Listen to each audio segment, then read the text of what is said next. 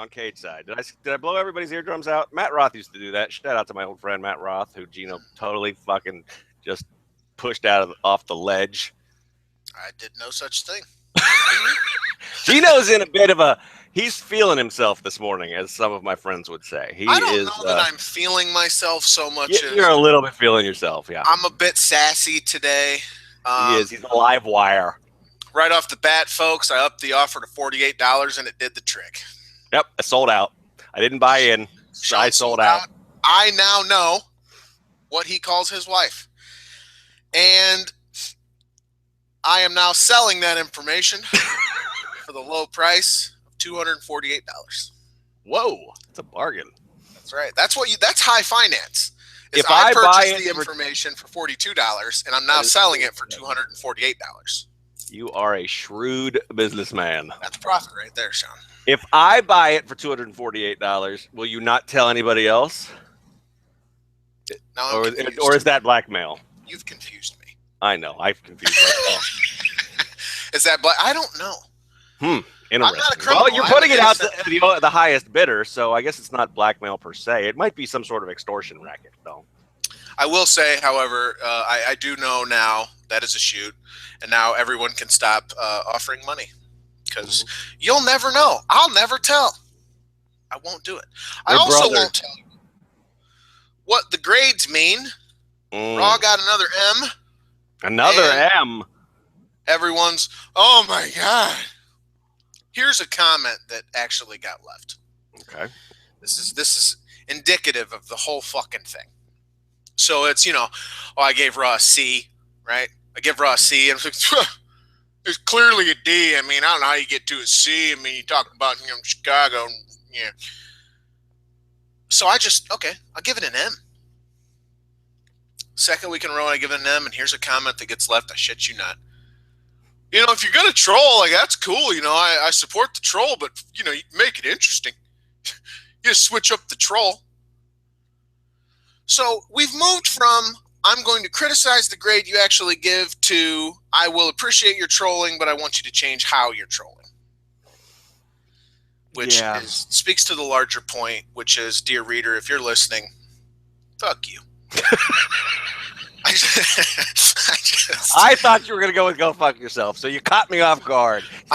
You did mix up your troll. For me, I enjoyed that. That was you mixed it up. I like that. Yeah. People are anticipating what it'll be next week, and I assure you it will be M. Just for that person. Switch up your troll. No. You don't tell me what to do. You're not the boss of me. This is what he was like on the pre-show, ladies and gentlemen. That right there. I was told that I am not the boss of him at least 2 or maybe 3 times. Well, no, because I was like, let's 5-minute pre-show. I tried to set up an actual, hey, here, we'll talk about this. We'll get to this. Like, what's that called? Just like a rundown of the show or whatever. We never do that. So I was like, exactly. That's why I was like, stop it. You're going to ruin our magic. Yeah. Sean's like, well, we'll see what we get to. I said, you don't tell me what we'll get to. Yeah. I tell you what we get to. That's not true. Sean's totally the boss. What's up, Sean? How are you, man? I'm good, man. How are you? I'm very good. Feeling sassy. You are. Hanging out with the Woodland Fairies, man. Feeling so free. Let's talk about Raw. Okay. All right. I did a Blades of Glory reference to an EC3 tweet. It got over pretty well on Twitter. A lot of engagement. Nice. A lot of engagement. Hashtag engagement. I like that. I was feeling pretty good on Twitter last night myself. I was on fire a little bit. You're doing good. So was Handstock. We were all on Twitter. We are. I would put our 3-man Twitter power trip up against anybody else. Bring it. It's not bad. Not bad. Let's talk about wrestling, I guess. All right, let's talk about wrestling. Well, do we talk about wrestling or do we talk about pizza? Ooh. I don't know that there's a lot because I'm pretty much in your camp, I think. So, are you? Do you want to? Well, here's the thing. I'm going to ask you. So on Raw last night, if you didn't watch it, somewhere in the wasteland in between the 2 good segments, there was a skit. The latest in the Goldust R-Truth romance was that Truth tried to bring Goldust a Chicago-style deep dish pizza, and Goldust didn't want it because he's lactose intolerant. And then Mark Henry came up and ate it and talked about how he loved Chicago. Then Gino tweeted some negative stuff about Chicago style deep dish pizza. I didn't tweet anything It wasn't even negative. No, that's what I was going to say. It wasn't even negative. You just honest assessment, right? And that caused people to fucking freak out because we're in the internet and we don't have anything fucking better to do with our time. I have determined that if you want heat on Twitter, the first thing you should do is tweet support for Eva Marie. The second thing you should do is say that what Chicago offers, that deep dish offering, and it's an offering, it's not a pizza. Just make an honest assessment of the situation. Here's what it is. It's fucking tomato sauce with bread around it. It's a casserole. That's not a pizza, people. It's not. What they have in New York is pizza. And it's amazing the response it got. Which somebody said, people have ended up at the bottom of the Hudson River for less. Or something like that. And I'm like, did you just fucking threaten to murder me? Because I said that shit you serve in Chicago is not actually pizza. Why are they going to kill you in New York? Did I say the wrong river? What did I say? Well, you said the Hudson. That's in New York. I don't know geography. Shut up, Sean. Well, maybe they did. I wasn't trying to knock you. I mean, maybe they didn't want to have you kill you in the Chicago River. Maybe it's a Chicagoan who moved to New York and is still upset at what he has to face every day. Maybe. But New Yorkers were behind me 100%. They're like, dude, totally, you're awesome. It's a casserole. I mean, fuck those guys, right? Then Chicago people were like, give me his name. I want his address. We're going to his fucking house. It's like, dudes, it's just food. Like it's not pizza. So you agree with me, though? I agree. Yes, I was wondering.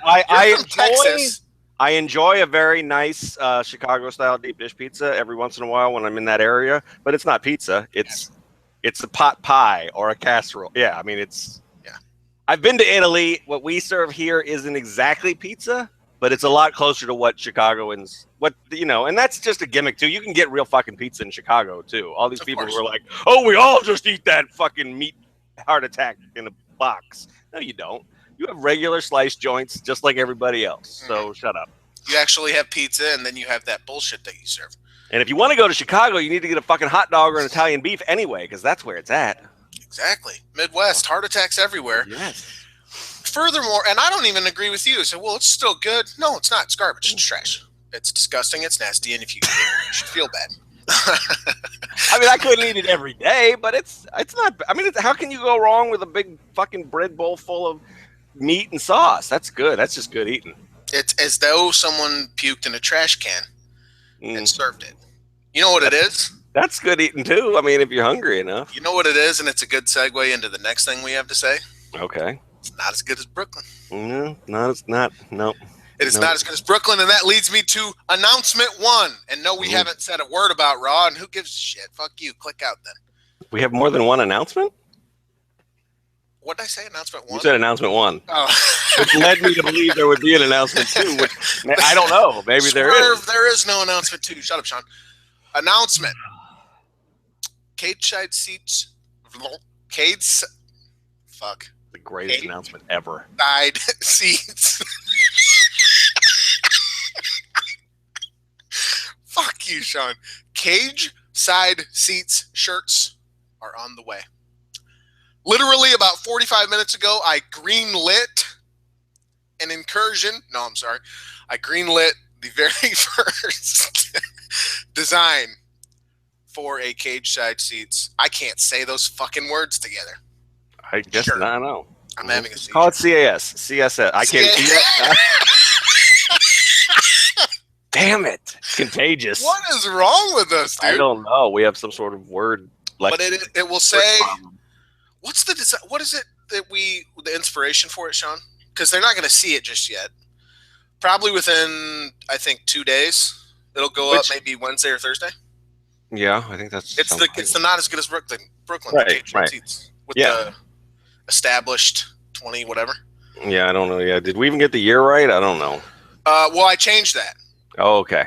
To 2015 because that's when the not as good as Brooklyn thing showed up. Ah, very nice, very nice. Yes, but it says Quad Cities too, which I'm pretty excited about that. We had to determine our kayfabe home, and we were originally going to go with Davenport because Iowa, right? Because Gina's from Iowa, everybody. We think Quad Cities sounds a lot cooler. I can't fucking speak. Why are we even doing a show? Oh. I don't know. You did wake up just like a second before the show started. Maybe that's why. Maybe your mouth hasn't woken up yet. I like how I greenlit something 45 minutes ago, but woke up. That is actually how we run things here at CAS. See, it's a goddamn wreck. Oh, But yeah, we're gonna have shirts. That's gonna be the first one, and then the second one will be Cageside Live. And yes, What a Stupid Show will be on it, which means for all of you fans of the catchphrase, it's not going away anytime soon because I got a shirt to promote. So also, all of you who have said, "Oh, I'd buy that," your names have been written down. You will be emailed, and I will say, "Don't be a liar. Here's the link. Purchase a shirt." All right. there is, and this is very important too because this is, my continued livelihood depends on it. So this is no joke. Yeah, people. we're gonna get paid. This is how we're gonna You get gotta paid. get fucking paid. I'm looking to give, instead of crumbs, I'm looking to give Sean deep dish garbage from Chicago. I will run right out and buy a fucking vomit pie. A vomit pie. We're 15 minutes, still no raw talk. Wow. Let's just keep talking about other shit. Do we have what's announcement 2? Let's make up announcement 2. Announcement 2.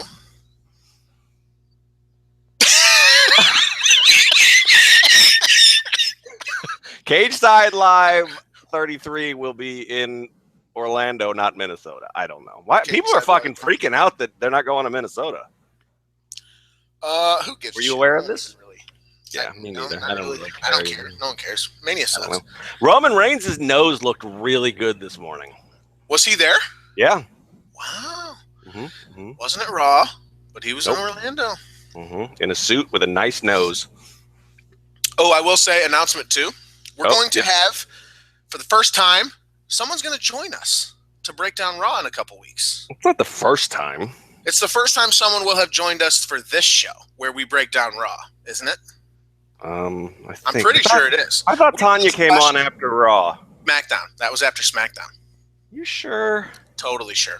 Remember, because it was a really good show and we were like impromptu. People were demanding she come on. And I was like, "Hey, are you available?" You're like, "I guess. I guess I'll fucking get on and do a show." Anyway, 2 weeks. So misrepresent me to the world. We're going to have Celia Bloom from Talking Sheet on here to talk to us. At Celia Bloom, you can go follow her on Twitter if you want to. But she's going to be on to talk, and she's fun. She's really cool. So. Ask her why I didn't win a sheetie. True. See, what it is we're actually trying to curry favor. We're playing the political game here, folks. We're learning from Triple H. Right. What they do at Talking Sheet is they cover the coverage. We are the coverage. We provide coverage. We didn't win any Sheety Awards. Not one sheetie.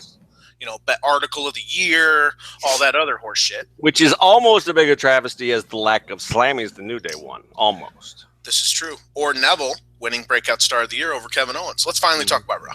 Okay, let's talk about Raw. Sammy's back, man. Sami Zayn. Isn't it kind of weird that this is like Sammy's back? I mean, it's his re-debut. I know, it's weird though. I mean, like they totally. I guess. I mean, that's the smart way to play it too. I'm kind of surprised. It's a statement on what the wrestling world looks like in 2016 that they just take it for granted that a large part of their audience has followed this thing from NXT, from ROH to NXT. I don't think they take social media, not the ROH part, but they do. I mean, the announcers didn't explain here's who Sami Zayn is. They just said, "Holy shit, it's Sami Zayn. He's back." In fairness, the Rumble. Right, I know, but I'm just set up. But I just feel like to me it's a little. He has not had like a formal rollout at any point. They're just taking, and it's not I'm not critiquing it. It's just interesting to me that's the world we're in. I mean, that's where at the press conference this morning, Stephanie's touting YouTube views again. So they know that we don't all consume the product just from Raw. It's just interesting. You're kind of expected to have a certain base of knowledge of their developmental program, and that is a bit strange, but it's also the kind of thing where so I guess I'm a big fan of Vince Flynn, rest in peace. He did the Mitch Rapp series of books, and you could pick one up and read it front to back, and it'd be like the 8th in the series, and it'd be just as enjoyable as if you hadn't read the previous 7, right? So I think this is a bit like that, where they come up and they can do all those things, and if you know the history, it makes it that much richer. It's that much better of an experience. But if you don't, you're still going to be okay. Yep. I guess the word is, from Meltzer on Observer Radio, 6-man for the Intercontinental title at Mania, and Zayn is one of those 6.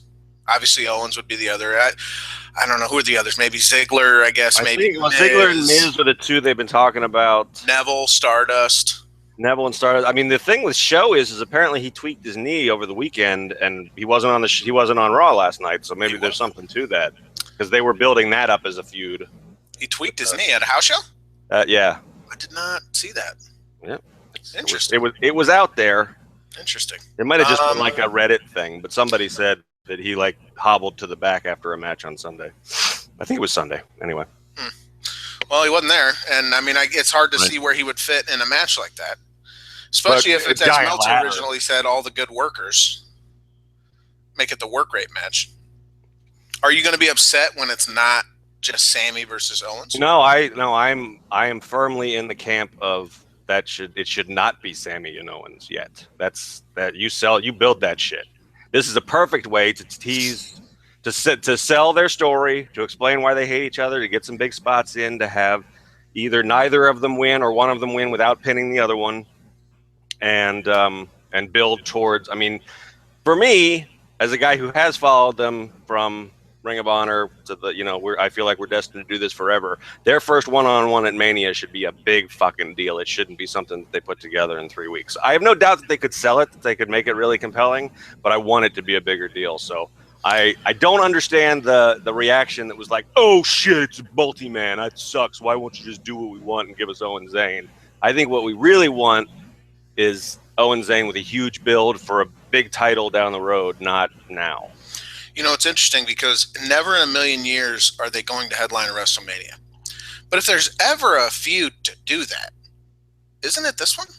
I mean, I don't know. I'm with you. I seriously doubt that they'll ever headline it. But even if it's the middle of the card, that match should still have a big build. You know, they should have traded. If it's just the Intercontinental title that they're fighting for, they should have traded that a few times, or have it be title free. I mean, it's just have it come down to like it came down to an ROH, where it's just a fucking personal, blood feud. I mean, the fucking video packages alone, dude. Exactly. Like they broke out for Shane last night. I mean, they're gonna be wonderful. And plus, too, I think the reason you shouldn't be too upset if Zayn is involved in this, and it's a 6-man and he's involved and whatever, is that they do have to establish a history on the main roster. And I don't mean that in the sense of like Styles and Jericho and he's got to prove himself. I certainly don't mean that. But there is the much larger group who watches just WWE, yep, and an even larger group from there who watches just Raw. Yep. So there's, you have your Raw, you have your people who watch Raw and SmackDown, you have your people who watch Raw and SmackDown and NXT, so on and so forth. You have to service all of those people. So the people who watch NXT, you can do literally anything and it's all good. But they do have to establish things for people who just watch Raw, so that's what they're in the middle of doing. I really enjoy it because, again, I just feel like Owens is, the longer he's around and the more he gets to do things, the more I feel like it's kind of embarrassing how much better he is than literally everyone else. Like, Owens, the surprise, the shock, mix of like anger and like almost not fear, but like trepidation, like he's like, what the fuck, really? This fucking guy? And then they brawl and he doesn't get the better of it and he has to bail out, and just the anger on his face. Like just the way he can get across that he fucking hates Sami Zayn so fucking much that it's like pouring out of him. Like the sweat is representative of the hatred he feels for this man. He is sweating hatred for Sami Zayn. Like it's palpable, like you can feel it. And it's that makes it so great then, like I said in the recap, when Sammy beats him, he's going to get that much more upset, and we're going to feel, as a fan, even more invested because we're going to look for that anger and feel good when we see it. Like it's little shit like that you don't get that with most performers. It's the reason Dolph Ziggler is such a turd. And it's such a gigantic waste of time and energy. Because you never get stuff like that with a guy like Dolph Ziggler. Nope. Never any small details. It's just a big bump, a dude who talks way too fucking fast and then slows it down really quick and then goes really fast again. And he looks like an idiot.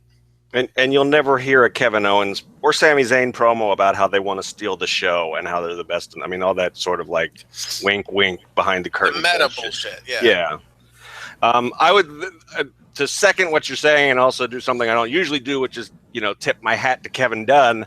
The production on when Sammy ran out last night and the fucking camera zooms in on Owens' face when he stops beating on Neville for a second was perfect. They had that set up perfectly. And that way you could really see just everything that goes through his face. That holy shit, and then the fuck this guy, and then I have to deal with this shit again. I mean, that's the thing is Owen sells it as like, oh, this shit again. I mean, he's just so worn down by it. It's wonderful. I'm the Intercontinental Champ, and I'm beating everybody's ass, and fucking I'm about to murder Neville here, and life is really good. I got a beautiful wife and kids. Like, I like to imagine that dude has a great day, and he's just doing his thing, and he's feeling good about himself. He's feeling too good about himself, really. And he goes to climb in bed, and his wife kind of, she dozes off, and he's laying there content, and then Sami Zayn pops up in his head. And he just starts tossing and turning, and he's like, that motherfucker. Everything is great, but fucking Sami Zayn, I need to kill him, like, sooner rather than later. Like, how good is that? Like, you don't get that from any other feud on this fucking, in this company. You just don't. It's so wonderful. Yeah. And it's, and if you go back and read the history of the feud, it's 99% those two guys, too. It's like, I mean, Cornette was not for it. They would just sit around backstage and talk about the shit that they were going to do. Sorry, I don't want to break kayfabe for everybody, but yeah. But broken. Yep. So, yeah, that's why you should never worry. I mean, don't wait. I mean, you can remind me of this later because I'm going to freak out about Sami Zayn's treatment on the main roster at some point in the next 6 months, and I'm going to get worried about Kevin Owens at some point in the next year again. But you shouldn't. I shouldn't, because these guys are really smart about the business. They care about it, and they think about shit like this. So they're going to be all right, even when they go through some periods of shitty treatment from creative and whatnot. So they'll be fine. The story's still good. Yeah. The story's still good. If your complaint is that they're not winning, that's mark bullshit. That's being a mark. The fuck. Well, sometimes not winning is a bad story, but okay, but just wins and losses by themselves don't matter. Yeah. As long as they frame it in a way that it's consistent with some sort of storytelling. You can be upset at the story, but I don't want to hear the shit about how they're burying the guy. Just knock it off. That doesn't matter. It never mattered. It was never a thing that you ever should have been concerned with. If you're concerned with wins and losses, in a worked environment, you're a mark. That is literally the definition of it. And we're all marks. I mean, we talk about that kind of thing, and like, you want to be a mark in the sense that you kind of get lost within the story and you let yourself go with it, and then you're like, in the tag match last night, just get swept up, and I hope they win the titles, man. Come on, get the fucking pin and all that good stuff.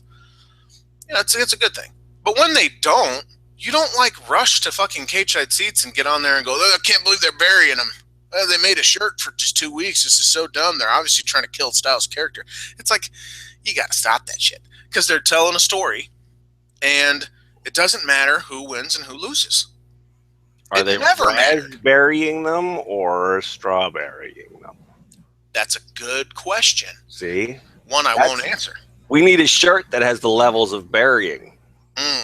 Maybe. No.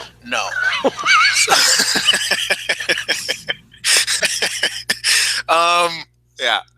So no, but it doesn't. If they ultimately go to SummerSlam and Owens just beats him clean in a squash, you can sit there and go, well, that kind of sucked. But at the same time, they told you something. They gave you a story, they set it up, and they paid it off. Just because you don't like how it was paid off doesn't mean, he should have won or he should have lost, or it's like suddenly bad just because they didn't win or lose. And I just think it's missing the point of what it is that wrestling is really all about. You're looking at it in the wrong way. This isn't sports. I get pissed at the Bears because they lose all the fucking time. I just want them to win. That's all, you know what I mean? And I understand, my interest is more Super Bowl when the Bears aren't in it. It's more, I find the story that attracts me. Manning wants to go out on top, and I find him unbearably annoying, so I hope Carolina's defense intercepts him 10 times. And I'll watch the game just to see if that happens the way I'd like it to. And if it does, cool. If it doesn't, fine, whatever. What happened, happened. And they tell the story, and the story was that he rode out on top, and, you know, even though he's teabagging people who don't want to be teabagged. Allegedly, all those years ago, and it just came out. But when it's the Bears, who I'm a fan of, that's what I care about. I'm just saying there needs to be more separation between those two things. That's all. Fair enough. But I mean, it does. Thanks, Sean. I agree with you. But it does. At some point, it does. I mean, there's a reason we were all making Bray Wyatt jokes at the end of the night, because at some point, it does affect the storytelling. Oh, I want to talk about that too. Okay. Because whenever you want to, because I am just a passenger on this ship. You are the captain. Thank you, Sean. Marks, man. We're talking about Marks. Marks. Mm-hmm. Bray Wyatt sucks. He's a buried guy. He doesn't matter at all. He looks at Triple H. He brushes his title. Oh my God! Huge match. Can't hope they do it. Turn him babyface. He's great. What? How is that consistent with how you felt 8 seconds ago? It's like Nicolas Cage and The Rock, where they're like, well, gee, a lot's changed in 8 seconds. Right. He looked at Triple H and acted like he's going to come after the title. You know what Triple H should have done? He should have just laughed in his face. Who have you beaten in the last 58 years? Which is funny, because the one guy he has beaten in the last 58 years is Dean Ambrose, the dude who's got the title shot at WWE Traffic Stop. WWE four-way intersection. WWE engine failure. WWE transmission dropped. That was a fun Twitter game last night. No, but it's just like, you fucking fans, is that you don't. Okay, so it's, you know, people want to cheer Bray Wyatt as a babyface. I get that. They kind of do anyway. They do the Fireflies entrance, and it's kind of, they give you mixed messages as far as how you should feel about the guy. But I just don't understand the fans who are like, they killed him dead, and if he's killed dead, why are you all of a sudden, as soon as he turns on Triple H and they tease maybe going after the guy, all is forgiven? Suddenly he didn't lose $1 million in a row? This would be like the fucking Detroit Lions from, 2007? Sneaking into the Super Bowl at 0-16, and fans suddenly acting like they're a threat. Is this not ridiculous to you, Sean? It's a little bit. I mean, that's just the nature of the beast. I mean, they are. Is that we're dumb? Yeah, pretty much. I mean, and it's just, we were talking about this a little bit after UFC 196 too. It's also the hot take culture and Twitter culture. It's just like nobody thinks about anything. Everybody's just making jokes and reacting in the moment. So if you sit down and you analyze the Bray Wyatt story, you're going to come to a different conclusion than you do if you're just shitting on it 1 second and then you see something you like and you love it in the next. And so, I mean, I do think there's I don't know. It's weird because there is something weird about it, because that match, the crowd was dead for that match. Yeah, they were leaving. Wyatt. Yeah, so that's a problem, right? I mean, yes, having him brush the title was a cool moment and it got people excited, but you got to build on that, or you're going to end up getting, next time you try to trot him out as this big main event threat, people are going to leave the building again. Now, there's a question for you. Why do it? Why do what? The belt brush? Because it worked so well when Asuka did it a couple weeks ago. The Triple H said, let's do it again. Right, but Asuka's facing Bayley for the title at the biggest NXT event in history. I mean, it's just to remind you that this guy does have a plan, despite the fact that none of his plans ever work. And you're talking about Brady? Yeah. Okay. And at a meta level to say, the fact that we're doing this right now lets you know that we consider him to be in that mix, even though we haven't used him that way in a while. Does that let you know that? Ask the so-called smart fans. Doesn't everybody? Isn't that what that reaction is about? It's like, oh yes, he's going to go after him. It's because they're saying, well, you wouldn't have done that if you might not tell that story. So we're excited about that story. Is that how smart fans talk? Oh yeah, like when they do that when they're excited, and when they're not excited, they say, not as good as Brooklyn. So they're smug assholes. Pretty much. They're like me. I mean, if you want to know what that is, that's me. Just watch me walk around the world. We'll do a YouTube show about it. I'm thinking about changing my name to Kenyon McMahon just to really get the point across that I'm a smug asshole. Nice. Mm-hmm. I think you could also look at it like the fans just want to cheer him.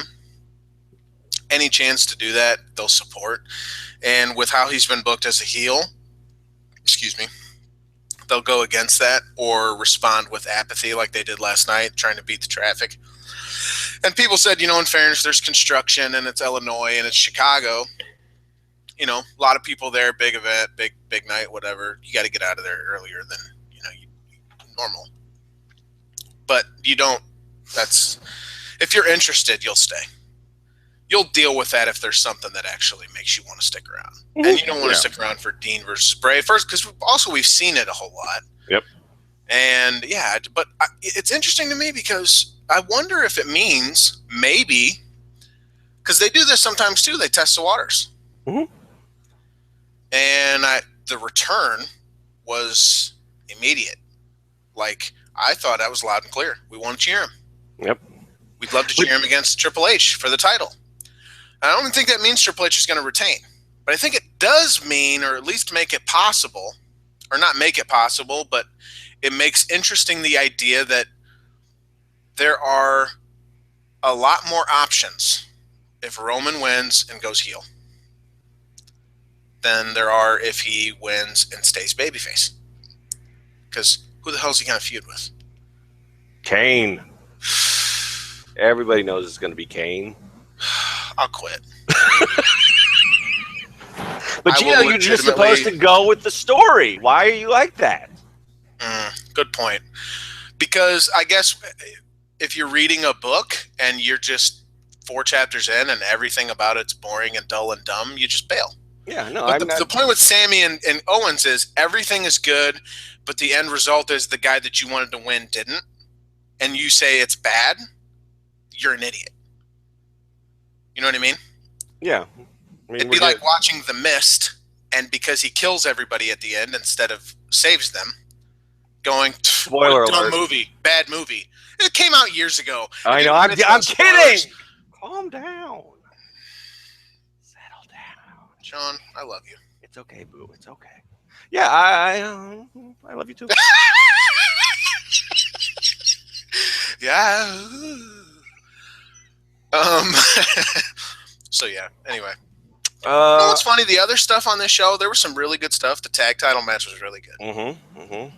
Match of the year so far, I think. Best New Day match that's ever happened. Pretty much, yeah. Jericho's a lame ass dad, but I got to say, he fucking stepped his game up. He was very good. Styles is out of this world. He's finally getting his. Just the fact that he finally hit that reverse springboard DDT like smooth as fucking glass was. You need to post a GIF of that when we get. I was busy trying to keep up with all this stupid WrestleMania 33 news this morning. Right, I'll get it. I'm on it. Dude, like, I don't even know what to say. Like, so I feel bad that I've missed all the shit that he was doing in Japan. And I'd heard, of course, and I'd seen highlights, let's say. I never, I don't have the fucking time. I don't know how people find the time. Some of these people on Twitter watch every promotion ever. I don't know how you people find the time. I don't know how I have a life. I don't have a life, but I have to spend some time writing about it. The guy that I really cannot believe fucking tape machines, your boy Scott Christ. I mean, he watches everything and writes about everything. I don't know how he does. And he runs the SB Nation boxing site. He must never sleep. He's like Vince McMahon. He must sleep with his eyes open like a lizard, like for 2 minutes every night. Because he's seen every fucking thing. He's got an opinion about everything, and I don't know how he does it. Yeah, I don't know how you don't get divorced living a life like that. Your wife eventually is just going to be like, you know what? I need some fucking time. It's like, are you serious? AJ Styles is wrestling Chris Jericho. It's like, I'm leaving you. Or no, that great line where, I don't know, what show is that? Maybe it was even Friends or something where they're talking and or King of Queens where they're talking and the dude says something dumb and the wife's like, what stops me from cheating on you? I guarantee that's what would do that, Sean. Test that. Your wife's like, we got to go out on a date Saturday. Are you serious? I got to cover Triple H and Dean Ambrose in the WWE title at WWE Traffic Stop. And she can look at you and be like, what stops me from cheating on you? Yeah. Fuck it. Good old Julie. Good old Julie. You know my cat is named Julie. Yes, you told me that. Yeah. I thought it's also called Fat Cat, though. One of your friends just named her Julie. True. My friend named her Christian name is Fat Cat. My buddy's name is John, but we call him Grub Tub. Mm. I don't know. He and Fat Cat sound like they're made for each other. Grub Tub and Fat Cat, which is funny because he's like, I don't like that you call her Fat Cat. I think you're fat shaming, which is not true.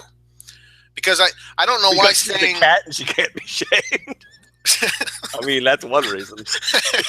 This is true. She does not feel shame. She doesn't give two shits what you call her as long as you feed her and clean out her fucking glitter box. So. Exactly, right? I treat that cat well, but she's fat and she's a cat. She's Fat Cat. Also, why is it that saying Fat Cat is shaming? That's your problem, motherfucker. I'm not implying that it's bad to be fat. I'm just saying she is. That is her existence. What's the problem? Just saying you're fat that's not an insult. If someone is fat, that is just the truth of what it is. Why is it a bad thing? Don't put your bullshit on me, guy. Just because you have I guess because you're supposed to use a different word than fat. I don't know. Who even knows? Who cares? Exactly. I don't want to get into this. It makes my head hurt. Here's what I'm really looking forward to at WrestleMania. Mm-hmm. What is the worst? You know what they're going to try to do? What? I'm having some water. I need to stay hydrated. Because I said that, and Sean is just chugging this water. I have to stay hydrated. It's important. It's like he had a flashback to his college days. What? I'm ready. I'm just waiting to see where this story goes. It's like I had a flashback to my college days. Yeah.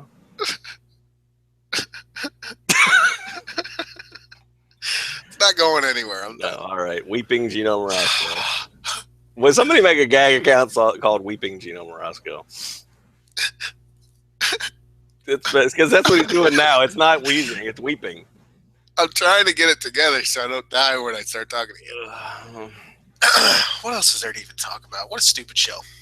Well, I mean, I marked out for Jericho's heel turn.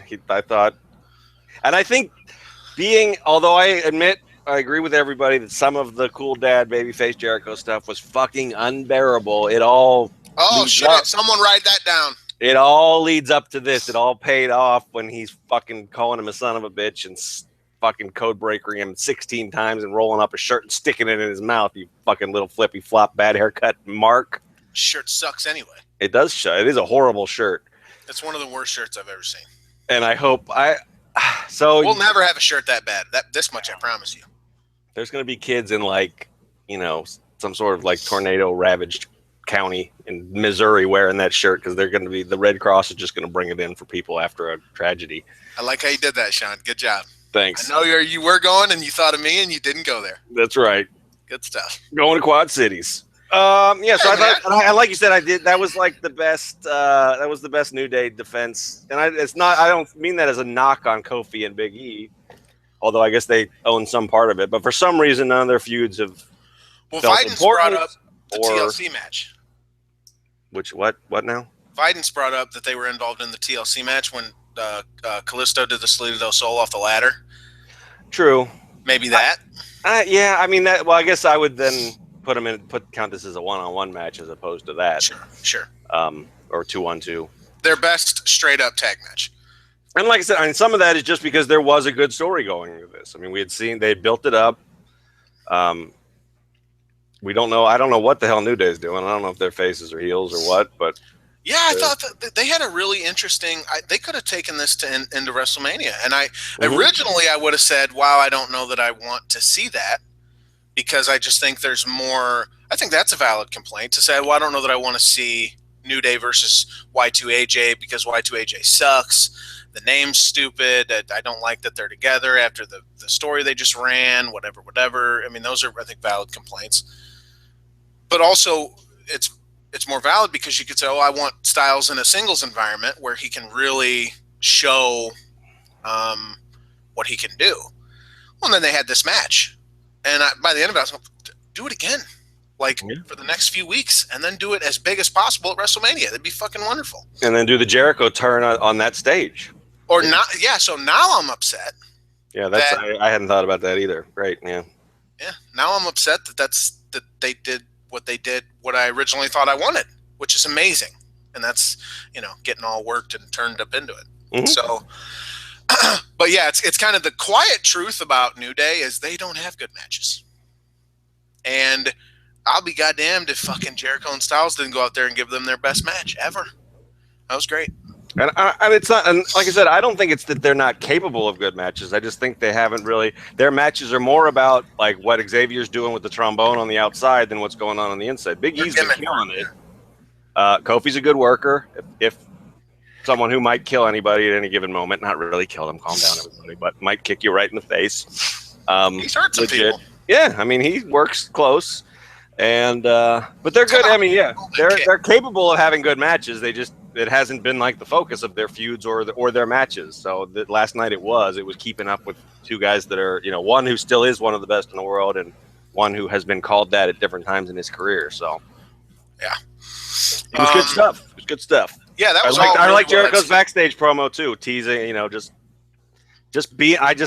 love him as that smarmy dickhead, and I'm glad it's back. So I don't know that it was so much of a heel turn as it was just a return to how he usually is. Yeah, I'm still kind of over him, and I'm not looking forward to revisiting this. And I don't think that they're not going to get a whole lot of time. I don't think, and they'll give him 12 minutes, and it'll be fine. But I guess I don't understand. The purpose is to give AJ Styles a fucking WrestleMania showcase, which is pretty amazing to think that's going to happen. Is it though? You don't think he's going to get a chance to hit some moves that are going to make people talk? I think it is. I mean, I'm not saying it's going to be like he's going to steal the show or anything. I don't think they're going to have that much time, like you said. But just the fact that AJ Styles is working WrestleMania is pretty amazing. It is amazing, but I don't want to just rest on that. I don't want to. No, but this is his first one. I mean, and he's got a multi-year contract. So he's also 38. Yeah, but how old's Jericho? 49, and he's still out there doing it. I mean, it's only a matter of time before he goes down at the hands of the gay community. That is true. So we need to get some good matches out of him before he goes, man. That is true. The gay community is going to come for him. And you saw the SmackDown match. Jericho damn near killed him. That's true. I mean, we'll see. Maybe acting on behalf of. I think Jericho is also popular with the gay community. I guess maybe that's on the list of shirts. That should be. Doesn't somebody? I think somebody already made one of those. Probably the horrible barbershop window people. Fuck those people. God. Bill Handstock has a blood feud, has a vendetta on you people. If you want to get Bill Handstock angry, like that dude is like never really angry. Like the most you'll get out of him is like some passive aggressive behavior. He was straight up ready to snap when we showed him that horrific shirt that those people made. It's Backslides matter. It's pretty fucking tone deaf, yeah. You just have to be a dumb sumbitch to think that's a good idea, right? But then to actually execute it. Yeah. And then promote it.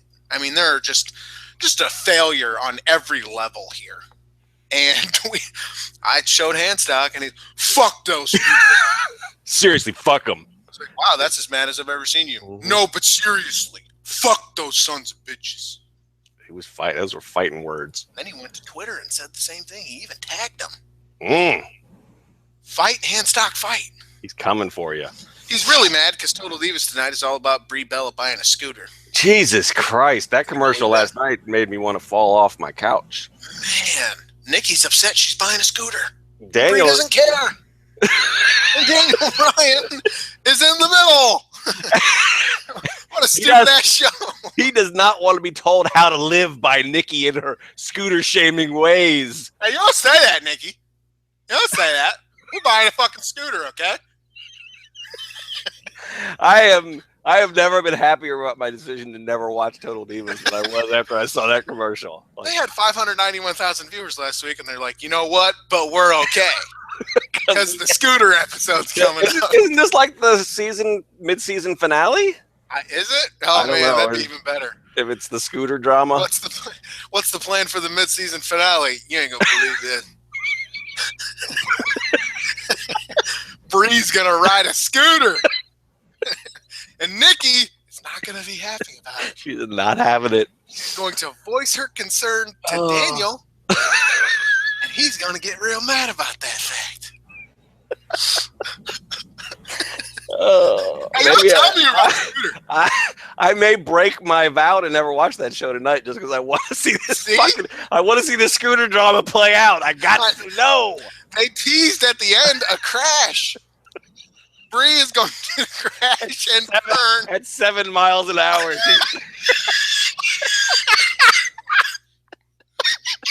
I hope she just like runs into a trash can and falls over on her side.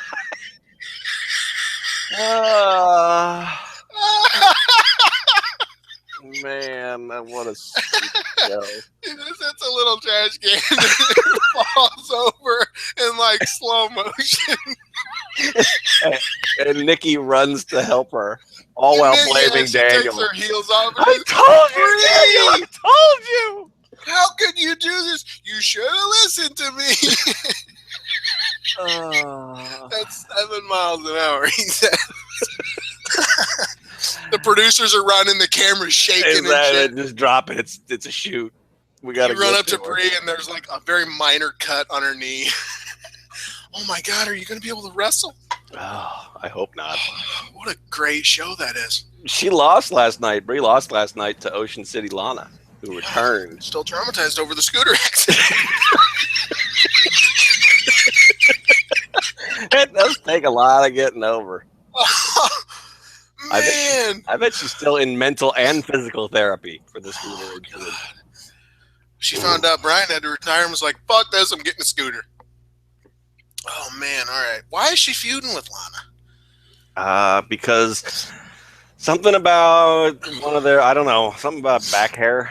Why does Lana look like a Grand Theft Auto character? I hate everything about that. I don't know what it. I don't hate it. I don't know what it is. I just sit there slack-jawed and I don't understand. I like how your first reaction is blind hatred, and then you think for a second and you're like, actually, I'm just not even really sure. I'm gonna reserve that. I'm gonna keep my blind hatred in my pocket for later. I think it's got something to do with whose man is hairier. I think is what that feud's about. I'll buy in. Okay. I'll buy in. Maybe she stole Rusev's scooter, and that's what Lana's pissed about. I'll buy into literally anything. Just give me something. Well, Lana dressed like Tawny Katane again and came out and helped her bitter rival Summer Rae pick up a win. So there you go. Yep. It's good stuff. What else? What we haven't talked about? Shane McMahon. McMahon. I miss Gerald Briscoe just for Mr. McMahon. He's still floating around somewhere, isn't he? He is, yeah. He's on Twitter and everything, which is weird. If you're fucking 80 years old, you shouldn't have a Twitter. That's true. That is a little weird. I mean, you can have whatever you want. Then why do you have an account? Exactly. I'm going to be 80 in about 5 months, and you're going to make me get off Twitter? You don't get to tell me what to do, Nikki Bella. When is your birthday? Stop telling me how to live my life. When's your birthday? Not for many months now. When's your birthday? October. October what? 21. Is that true? Mm-hmm. I think you're lying about that. It's not true. I mean, it's not a lie. It's absolutely true. Do you know when my birthday is? Nope. March 18th. No. June 7th. January 3rd. We're just going to keep going until you guess every fucking date on the calendar. I got 364 to go. I don't know. Two more guesses. Springtime. I remember you took it off, or you were going to take it off May 9th. Very close. May 12th. Oh, nice. I expect gifts. I expect money. Mm-hmm. I expect... From who, me? Or from the gay community? Anyone listening, because I don't have a problem with the gay community.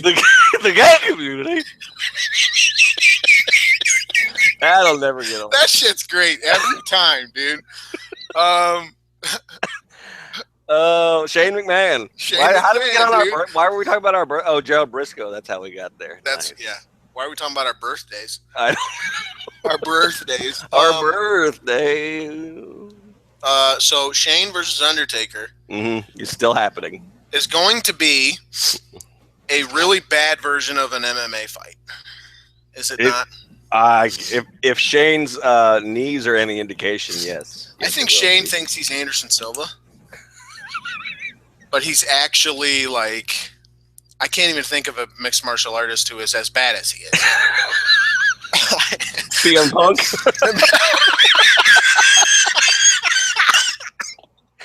That was fucking great, dude. I nailed it. I'm like Vince McMahon and Ryback in that one.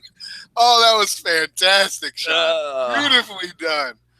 Beautifully done. We're not topping that. Let's just leave now. Oh man, yeah, that was fantastic. Good. Yeah, Shane punches like this. It's just his punches look better when he's doing his little dance than they do when he's actually trying to pretend to punch a guy. I will say this: he punched that man in the throat. He did get that one guy. I felt bad for that dude because when you get potatoed by Shane, you're not gonna have a black eye. You're not gonna be able to fucking swallow your food. Like he's gonna fuck you up to the point where you're crushed larynx. Yeah, exactly. It's fucking crazy. Oh man, how awful was it? But then, he worked the Ty Plum. He did. He's got his he's throwing knees and shit like he's Anderson Silva putting away Rich Franklin. It looked exactly like the training video with Phil Nurse, but yeah, I'm incorporating this Muay Thai style. I don't know if that's how you say that. I don't know, but I wonder. We should ask Declan, Rogan, and Kenyon. Maybe they know. Who? Declan, Rogan, and Kenyon. Who the hell are those people? Those are the little entitled kids that are gonna one day inherit the WWE. Oh, those are Shane's kids. Yep, Declan, Rogan, and Kenyon. How the fuck do you know their names, you creep? Because they said it 16 times last night. Oh, did they really? Yeah, and I don't watch this show. And I was making fun of it because I couldn't remember nobody better than Kenyon's name, and so people were schooling me on it online. So that's it got drilled into my head. People online are eager to school you. Yeah, they are. Everybody's an expert. Somebody's going to hit us up and be like, okay, so if you crash on a scooter, you'll be going a minimum of 9 miles an hour. It's serious business. I had a friend who really hurt themselves on the scooter. I had a friend who died crashing a scooter. What was his name? Funny. I don't feel like telling you. He was from Canada. He moved here last year. You wouldn't know it. You wouldn't know him. Oh, shit. No, I was just really unimpressed with the Shane Vince stuff because it's funny. You'd think they'd have more to say. Like they're not focusing on the lockbox at all. No, which I thought would be material for comedy, if nothing, and they just got it. Yep. And now it's like Vince is like, you're a real bastard. Here's a picture of us. Oh, I just broke it. Security, get him out of here. That was the whole angle. I was like, what? This is all you have? Like. And I guess what they're doing is they're just relying on the performers to be really over, and they are. Will that last to WrestleMania? I think so. I mean, I think they can protect it. It's only, what do we got, 4 more shows, and they're not going to be on all of them. So they can string it out. They're definitely not going to get any more security guards to do beatdown angles now that the one guy's got a fucked up throat. That's true. There's indie wrestlers in every town that'll take that gig, even if they're totally willing to. He can punch me in the throat. That's true. It probably won't hurt that bad. I thought. I mean, they did an okay job with it. I just don't buy it. I mean, I don't know. I guess if you haven't watched 75 years of McMahon family drama where nothing ever changes, then maybe you get bought into it. But it's a typical dysfunctional family. They're turning up the melodrama, I'm going to disown you, and you son of a... now I'm going to make fun of your... I'm going to say that Kenyon, Rogan, and the other pretentious name aren't going to respect their father, and if you buy into that, then I guess it's good, but... Sure. Having come from a dysfunctional family myself, of 7, there are... excuse me, I'm sorry. It's very... what you'll do is you'll say the worst shit imaginable. And then the other person will be like, don't you fucking go there. How dare you go there? Like, you're crossing the line this time. ignoring for the fact that you said something like, I hope you burn to death in front of your family. Mm-hmm. Or I hope your kids watch you get hit by a car, or crazy shit like that. But this time you're crossing the line, and then there's a big fight. 2 days later, everyone's fine. That's a dysfunctional family, right? Yep. I come from a dysfunctional family like that. That's what the McMahon family is all about. Unfortunately, that makes it difficult to get invested in a story where you're just repeating that. You can get invested in that story if it's just one story. But we've seen this like 68 times. Yep. We know what happens. You know what I mean? They're going to do some big swerve. There's going to be some big thing that happens in the match. I guess that's the thing we should focus on, right? Like, what's the big thing that occurs? Because if we know anything about these angles, it's that some crazy shit's going to go down once the match happens. It's going to be overbooked. The match itself is almost irrelevant. It's the one big thing that occurs in the match that turns the tide in either direction. For example, Triple H versus Vince, Stephanie aligned with Triple H. Mm-hmm. Armageddon 99. Yep. What's the thing in this match? I don't know. I mean, the thing that people keep speculating on, or maybe hoping for, I guess, is that somehow this will set up Cena versus Taker for next year. And no, get over it. Let it fucking go. I hope he said what he said today. It's like, people need to stop. Well, I mean, I'm already seeing people saying, nope, he's lying. Shut up. I mean, I think he'll be there. I mean, you know, he's going to be at the Hall of Fame ceremony the night before, so he may do something. I don't know. I mean, that's the most frequent fantasy booking idea that I've seen floating around the web, is that somehow that'll be somehow play into it. Maybe not that Cena gets involved, and certainly not that he's going to fight for Shane, but that somehow this will be like either a heel turn for him or something. I don't know. Like, that old pipe dream. It's like they were told that match might happen, and they're desperate for it to be true, and so they're just making any sign point to that. Cena will post a fucking photo of a miniature casket.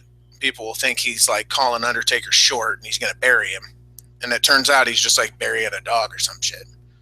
That's what people do. It's stupid. Yep. I don't know. Other than that, I don't know what the swerve is here, because you got to think it doesn't involve Triple H, because he's going to be busy later. Maybe it will. Maybe it will, but I don't. Boy, I mean, that's really, I mean, this. I'm trying not to be too markish and not too smarkish and complain about this stuff, but Jesus, I mean, this is really, you're surprised when you can't make new stars when this show is fucking built around your family, all of whom are over 40. Yep. You know what would have been a thing to do? And part of the kayfabe of the Shane Vince thing is how much the show sucks. And how much, and he got some stuff in there about, I mean, that were veiled shots at Roman about the company chosen person. Yeah, it was very CM Punk. It was weird, and I don't know how they think that's good for business. And I don't know. I'm not in the business, so this is just me, a smart ass from the outside, critiquing it. But I don't think that's good. Dude, your opinion is even more valid because you're a fan. That's our whole basis. It's weird. I mean, I just, to me, maybe casual fans don't see that as a shot at Roman, but I don't know how even winking at the so-called smart fans helps. Well, what I'll say is I didn't take it as a shot at Roman. Like, I didn't personalize it that way. I did, however, take it as like what it was being said was sometimes you push guys who don't deserve it, and sometimes guys who deserve it don't get pushed. I didn't attach that to any one performer. That very well could have been a shot at Roman. Very well could be Shane sitting at home, doing the business in China and watching the program and going, "This is stupid. Why are they pushing this guy?" He could have had that thought too, and now he's just saying it on TV in service of building to this match, working this angle. I totally agree in that I think it's a terrible idea. I hate it. I don't want to see when they did it with Ziggler and Stephanie too. Keep that shit off. I don't want. Well, and they did the Ziggler Stephanie scene right off the heels of this, where basically you don't have to do much. I mean, even if you're not looking for meta shit, the Stephanie Ziggler thing is just saying, yeah, remember when we had a power struggle and it didn't mean anything? Walks away. Yeah, it's like, what? I liked your tweet on that, yeah. Don't rub it in my face that none of this matters, which is what that was. Yeah. Yeah, he's like, remember when I put you out of power? And she's like, not really. It lasted for 10 minutes. Yeah, exactly. That's funny. Yeah, cool. And why are we revisiting this Dolph Ziggler as the foe? You tweeted about that. I don't want to see Dolph Ziggler as the anti-authority guy again 2 years after you dropped that storyline once. Yeah, that shit was years ago. First of all. Second of all, I don't need another authority versus disgruntled wrestler program. I just don't. I don't want it. And I don't want I don't want one of your top guys to be telling me that they don't know who to push properly, because I already know that. Like, you know how I know that, Shane? You know how you know what, though? You're kind of a fucking hypocrite. You know, well, they don't know who to push. They're pushing you. Yep. Dick. I don't want to see. It was cool. You're cool for a return pop. And there's a certain value in, yes, his working a match, because he's a fucking madman. He's going to do some crazy shit, and it's probably going to be really fun. I don't discount that. But if this company wants to make a new star, maybe those top 3 spots shouldn't go to old-ass stars of yesteryear, and should go to, gee, who were we talking about earlier that we were the one great thing on this show that we thought we're just crazy about? Kevin Owens. Gee, I wonder. No, we're going to multi-man, put it way down the card, probably open the show with it. And maybe he'll steal the show. Who knows? But you're not remembered at WrestleMania for winning a multi-man match. No. That's not what makes you legendary. Yep.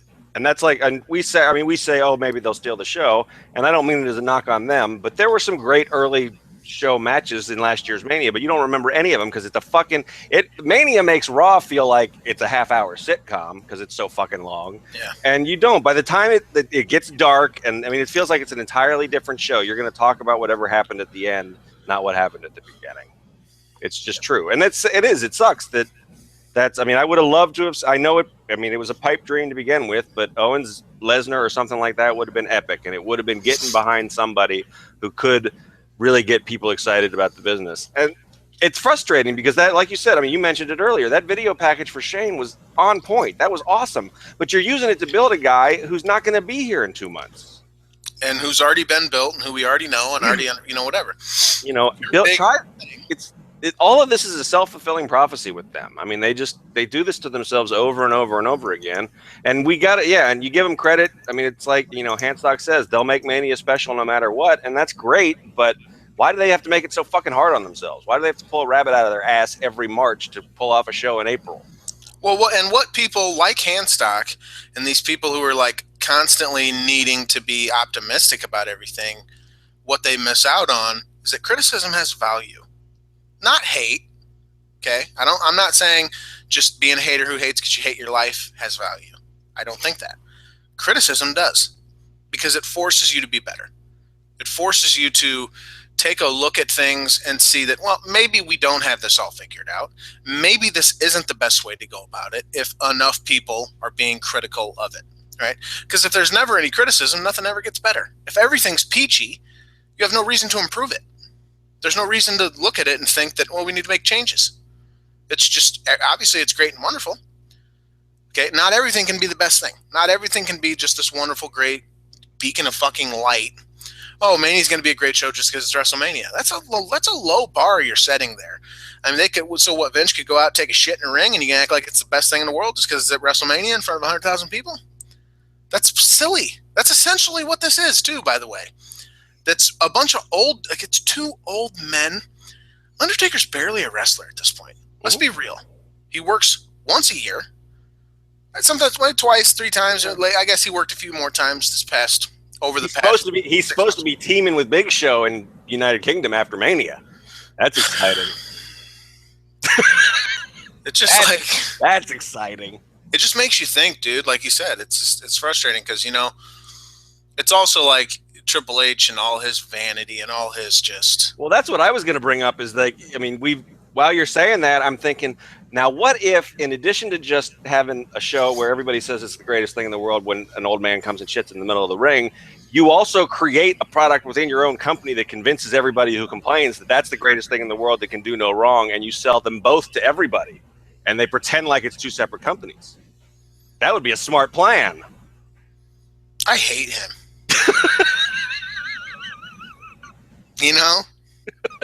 He got him, man. He got everybody. He got all of us, yep. And he's the champion on one brand. And he'll always be I put Roman over. What are you guys talking about? Dean Ambrose hit me with dirty deeds. I acted like I was shot. That was a good sell, though, where he just fell on his face. I like Death Cell, dude. The Death Cell is always fun. And I'm like, that's how you sell for a motherfucker. No, that's how you sell for a guy you're pinning clean in the middle. 6 months later. That's what that is, everybody. Like, don't act like he's suddenly trying to put Dean over. He is putting Dean over because he knows Dean's putting him over in 6 days. Yep. So, but no, yeah, he'll get the. I tried to put, I got in there and worked with Dean, gave him the rub, so to speak. Got in there, tried to put Roman over. I'm sorry if it didn't work. We're going to change the world with the Divas Revolution, with NXT women, which I saw that quote. Ease it back, buddy. This is the first time you go, look, you've been doing some good things. You're not changing the world, guys. I'm just like, you're not doing that. That's not what's happening. If you want to change the world, main event WrestleMania with Asuka. Until then, please don't say dumb shit like that. That's crazy. That is crazy talk. But it's a totally different character down there. You can't. It's not his fault. It's not his fault you can't tell the difference. Speaking of characters, you know what I learned today? What? The Hulk Hogan character does not, in fact, have a 10-inch penis. I saw that. That is shocking. This fucking trial is something. Doesn't the character might have a 10-inch penis? Terry Bollea doesn't have a 10-inch penis. No, he clarified. Oh, did he? Terry Bollea does not have a 10-inch penis. Either of them have a 10-inch penis? Does not have a 10-inch penis. What? I don't want to talk about politics, but I'm just going to say this world we're all doomed because in the past week, a lawsuit and a presidential debate have centered on the length of men's penises. We are fucked. We are going. Here's the thing. I saw an excerpt of the sex tape. I'd like to call into question his claim that it's not 10 inches. Really? You think it's a python? You think that python is 10 inches long? It's a big old swinging dick, I'll tell you that much. And I'll tell you what, though, man. Hogan is up there in a bandana. I feel so. It has flipped it over where I just fucking pity that man at this point. That's just the saddest. Remember that warrior big long hour-long YouTube thing he did called Karma Collects or something, and he was talking about Hogan. And he was talking about it. He's like, you have your gimmick bag. He's like, you still wear a bandana. Like, you're an old man now, dude. Yeah. Like, and he was, sort of a, Oh, I mean, Warrior was problematic in the extreme. I mean, yeah. Warrior was the pot looking at the kettle going, you're black, and all that. But it's just like, yeah, I watched a little bit of it, and he was talking about stuff and, like, being sad, and I was like, dude, you are sad. But not in the way you think. No, yeah. This is embarrassing. Go home, dude. And you know what? And forget the racial slurs. This is why WWE was smart to – don't forget them. I don't mean it like that. But this right here is why it's good that they have fucking no ties to him right now because this is just pathetic. I mean, whatever good he's done for wrestling in his career, and it's a lot, this is not good. You're up there talking about fucking your best friend's wife. Yep. And he's filming it, trying to make money on it, and you're feeling bad about it, and all these, he's so wrapped up in having told so many lies. Yep. That's the plight of the pathological liar. You no longer know the truth. The lies become the truth. And he's like trying to differentiate between Terry Bollea and Hulk Hogan, and it's like you want to sit there and go, there is no, that ceased being the case. Yep. You became Hulk Hogan. You are no longer Terry Bollea. And that's a fascinating case study, I guess, in human behavior. It's the psychology of it, the philosophy of it. It's all very interesting to me. But I can't look at it without, like you said, just feeling a great sense of pity for a fellow human being. Just sad that, like, what his life has become. Yep. And he has a lot of money. Like, I shouldn't feel sorry for this dude. He made his own bed, but I don't know. Does he? I mean, doesn't he need money as bad as Flair because he's done all these bad investments and alimony? And I mean, as much as I hope that, like, with concussion awareness and things like that we're getting to where we don't have to watch these guys like die in their 40s. I hope that Edge and Daniel Bryan and those guys are role models for just get out before you believe your own hype, and I don't have to watch any more Ric Flair and Hulk Hogan just be fucking caricatures of themselves in their 60s. I mean, it really hurts. It's sad. There's a part of it where it's like the wrestling is too. I think social media is hurtful in some ways because, like, and I've been harping on this a lot, and I think and I usually just joke about it, but it really does bother me that Matt Hardy has a baby who has a Twitter account, and it works a gimmick. That baby has no choice. There's no agency. He's being made to do these things. That is a child who has no say in the matter, who is being influenced, will become something because of these actions by his parents who are using him in an attempt to make money. That's fucking disgusting. And I don't care if it's just for a wrestling angle and it's not ultimately that big of a deal. Probably isn't. Entirely possible that baby will live a wonderful, full life. And I'm also not going to sit here and act like they're committing a crime or they're doing anything like wrong or whatever like that. Okay, fine, whatever. It bugs me. It's going too far with this wrestling shit. It's just wrestling. You don't need to have a baby as a character on TV. It doesn't need a Twitter account. You don't need to be on your Twitter acting like a fucking douche to people just in service of it and then hiding and acting like, well, I'm just being a heel. I'm just doing that. You know what I mean? It's like it's extending the character to a point where you forget you're a real person. You're a big Edge fan. You know what? I could take or leave Edge the whole time in his career. Like, I thought his tag work was cool early on, and I fully recognized that he was a really good wrestler. He had some great feuds, did some good character work, all that good stuff. But I never really cared that much about the dude. When he was gone, I didn't mind so much. But I really liked the separation that he had between those two things. My name's not Edge. Yeah. My name is Adam. Edge is a character I played. I don't play that character. That's not me. That's not a real person. Like, in the proper setting, I'll be Edge if I need to be. But hi, I'm Adam Copeland. How you doing? Like, he's a human fucking being. And there's so many cases of that no longer really being the case. And Hulk is like the epitome of that. And we're seeing how sad that can become with this very public trial of these very embarrassing, all the excess that goes along with this sort of lifestyle when you are Hulk Hogan. How he can't even differentiate things anymore. Media interviews and who he is and what he's portraying and what he's trying to be and all those things. And I don't know. Yeah, I don't know.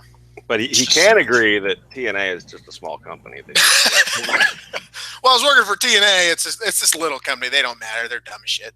And today he fucking buried Dixie too, saying that she really. Yeah. Well, apparently, I guess a talking point today was that she had counseled him to like handle the PR around this differently and to like do like crisis management differently. And so I guess the Gawker lawyers were bringing that up, and he was like, "Oh, she doesn't know publicity. She did that job like 20 years ago. She doesn't, He ain't wrong though. No, I mean, it's Dixie just, advising PR is hilarious. Yeah, it's just Dixie, who used a hurricane to promote James Storm.